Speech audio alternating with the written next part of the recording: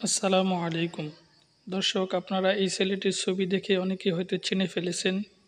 বগুড়ার সেই আলোচিত সাদ, যে ছেলেটি তার মাকে টাকার জন্য হত্যা করে ফেলেছিল, এটা আমরা সকলেই দেশবাসী জেনে গিয়েছিলাম।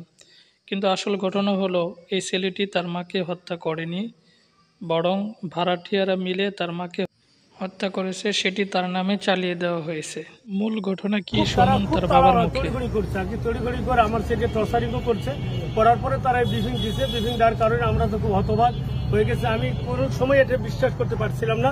এই জন্য স্থানীয় পুলিশ প্রশাসনকে আমি এই ব্যাপারে আবার অভিযোগ করছি, মেয়েটির ব্যাপারে, যে মেয়েটির ব্যাপারে দেখা হোক। তো স্থানীয় পুলিশ প্রশাসন এই ব্যাপারে অত্যন্ত নির্ভীকতার সাথে, দায়িত্বশীলের সাথে চেষ্টা ছাড়া সত্যিকারী মানে হত্যাকারী যারা, তাদেরকে ধরতে পেরেছে এবং যথাযথ প্রকাশ হয়ে গেছে। এই জন্য আমি এতে সন্তুষ্ট এবং খুশি আর কি, এবং স্থানীয় পুলিশ প্রশাসনকে আমি ধন্যবাদ জানাই। এবং র্যাবদের এই ইনফরমেশন যেটি দিচ্ছে এটি ভুল ছিল আমি মনে করতেছি, যেহেতু আমার মাথায়, আমি র্যাবের থেকে আসার পরে আমার মাদ্রাসায় ভিডিও ফুটেজ আছে। র্যাব আমাকে বলছিল 12:30 থেকে 1টার মধ্যে ঘটনা। আমি মাদ্রাসায় ভিডিও ফুটেজ দেখার পরে আমার ছেলে 1:15 বের হয়ে মসজিদে নামাজ পড়ে বাসায় আসছে। 6টা শিক্ষক ক্লাস নিচ্ছে মাদ্রাসায়। আমাদের স্থানীয় প্রশাসন 6জন শিক্ষককে ডাকা জবানবন্দি নিচ্ছে। প্রত্যেকে বলছে সে সাদ আমাদের ক্লাসে ছিল। সে কোনো কর্মী 1টার আগে বের হয়নি মাদ্রাসার থেকে।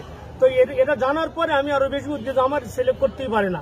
তো পরবর্তীতে আসল ঘটনা স্থানীয় পুলিশের প্রশাসনে বেরিয়ে আসলো।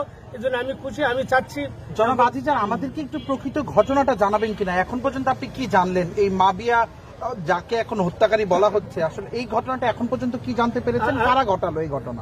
আমি যেটি জানতে পেরেছি থানা প্রশাসনের মাধ্যমে, থানার মাধ্যমে জানতে পেরেছি, সেটি হলো আমার বাসাতে ভাড়া ছিল এই মহিলার ব্যাপারে আমাদের আপত্তি ছিল, নাকি আমার বাসাতে বের করে দেবো। ওনার নৈতিকতার ব্যাপারে আমার স্ত্রী কথা বলতেছিল, তাকে বের করে দেওয়ার জন্য বারবার বলতেছিল, সে বের হবে না। এ নিয়ে 2-3 দিন আগে আমার স্ত্রীর সঙ্গে ঝগড়াও হয়েছে। বন্ধুরা, আমরা সত্য ঘটনাটি জানলাম, সুতরাং এখন আমরা শেয়ার করে ছড়িয়ে দিব, সত্যটা যেন সবাই জানতে পারে।